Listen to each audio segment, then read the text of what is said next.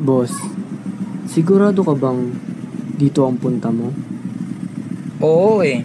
Bakit? May problema ba? Ang sabi-sabi kasi ng mga taong malapit dito, meron daw kababalaghang nangyayari sa lugar na to. Pansin ko nga nang pumasok tayo sa lugar na ito, bigla na lang may kakaiba akong naramdaman. So mo boss, bumalik na lang tayo? Hindi na. Sanay naman ako sa mga ganito. Saka saglit lang naman ako dito eh. Sige, ikaw bahala.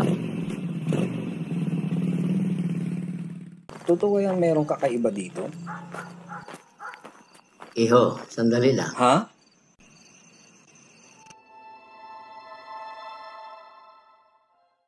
Pero kung may kailangan ka o kaya gusto kang magtanong, lumapit ka lang sa akin, tutulungan kita. Nandito lang ako, pagkagat ng dilim. Ngayon na lang ulit, mayroong isang taong nakakakita sa akin. Alam ko, babalik ka ulit dito sa akin. Meron nga talagang kakaiba sa lugar na to.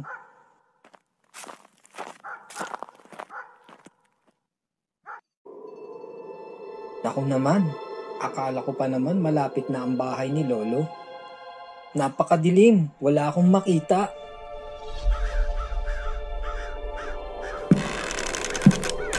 Kailangan ko ba talagang tumawid sa lumang tulay na to? Sigurado pag nahulog ako dito, hindi ako bubuhayin.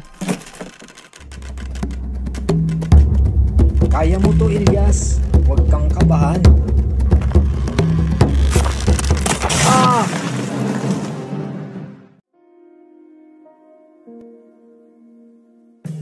Yun, nandito na rin ako sa wakas.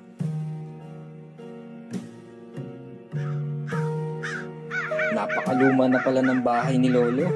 Nakakatakot naman dito.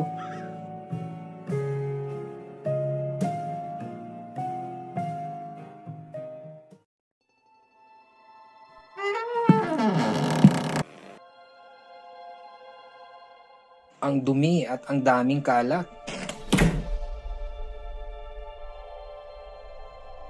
Paano ko mahahanap ang kayamanan ni Lolo? Ha? Hindi ko napansin. May bintana pala dito.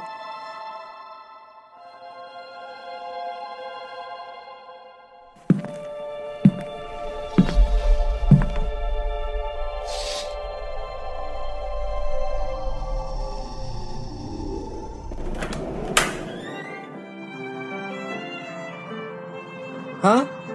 Hindi ko akalain sa luma at madumi na bahay na ito ay meron akong makikitang isang malaanghel na binibini.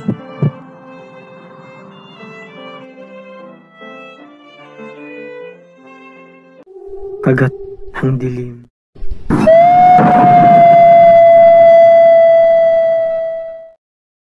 Hello? Naririnig mo ba ako? Hindi niya ako naririnig. Teka, alam ko na.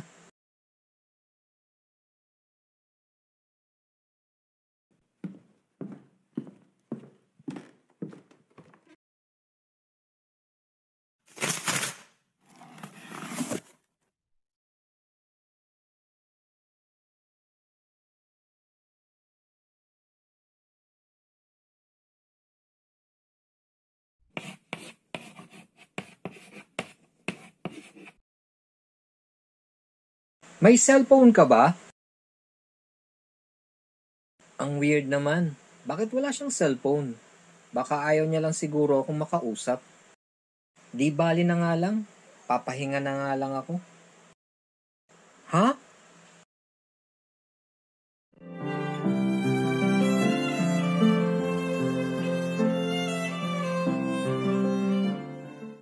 Aalis ka na?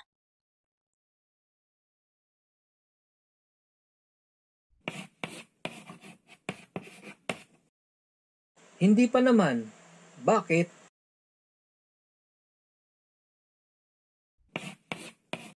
Kahit ang layo niya, kitang-kita ko ang kanyang kagandahan. Ha?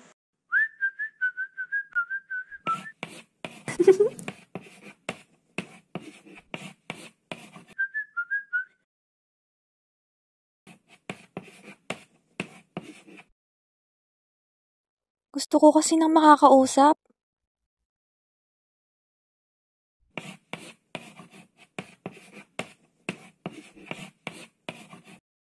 Sure. Nandito lang ako. Handang makinig sa'yo.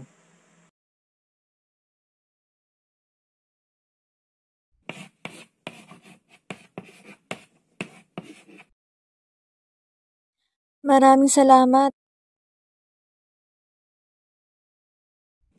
Gusto mo pumunta ako dyan? Ay, mali. Teka, masyado ata akong mabilis.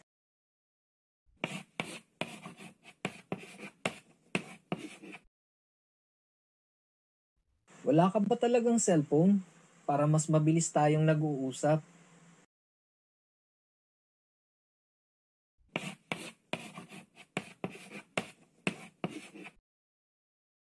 Wala ako nun. Hindi ako gumagamit nun. Paano kami magkakausap ng maayos nito? Ay, alam ko na. Ha?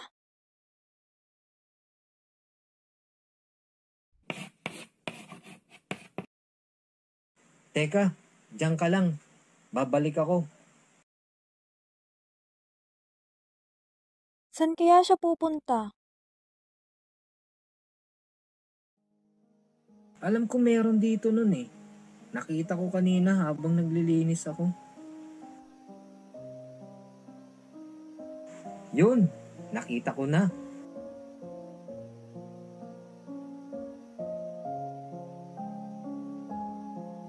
Ha?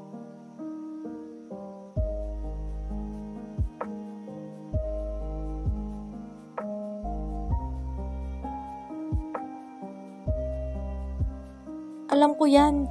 Ang galing mo naman gumawa ng paraan.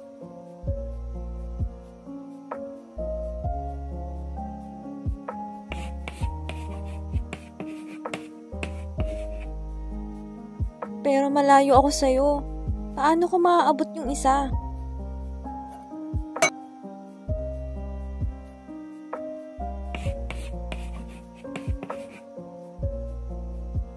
Madali lang yan.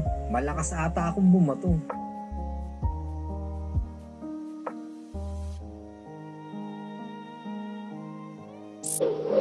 Manood ka. Makikita mo kung gaano ako kalakas bumato.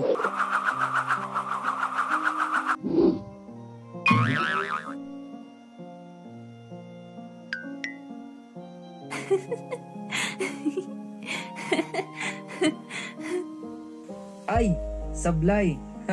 Teka, uulitin ko.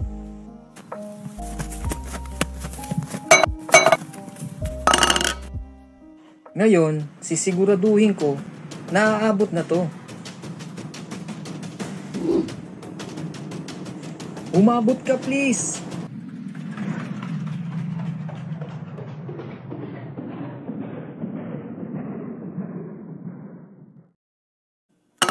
Wow, ang galing!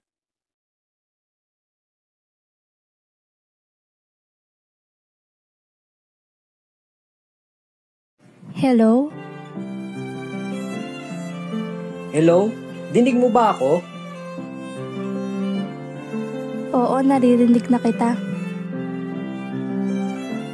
Ano palang pangalan mo? Ako si Ina. Ikaw? Napakagandang pangalan. Ako nga pala si Ilyas. Ikinagagalak kong makilala ka. Nagagalak din ako na makilala ka. Saka nga pala, sinong kasama mo dyan? Bakit parang mag-isa ka lang? Tama ka. Mag-isa na lang ako. Ha? Nasaan ang pamilya mo? Wala na sila. Matagal na silang patay.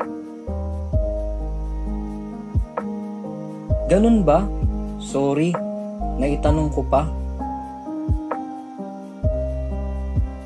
Ayos lang. Pero ang totoo, nakakalungkot mag-isa. Walang kausap. Huwag kang mag-alala. Ngayon, nandito na ako. May makakausap ka na.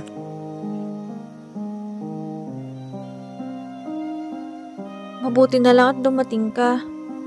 Meron na akong makakausap.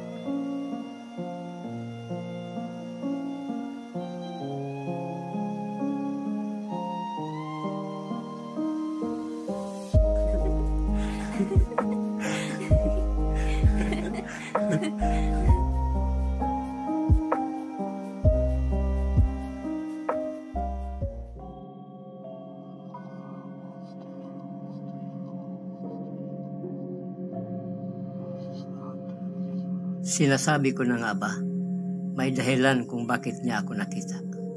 Siya ang napili na tagapagtanggol para iligtas ang babae na yun.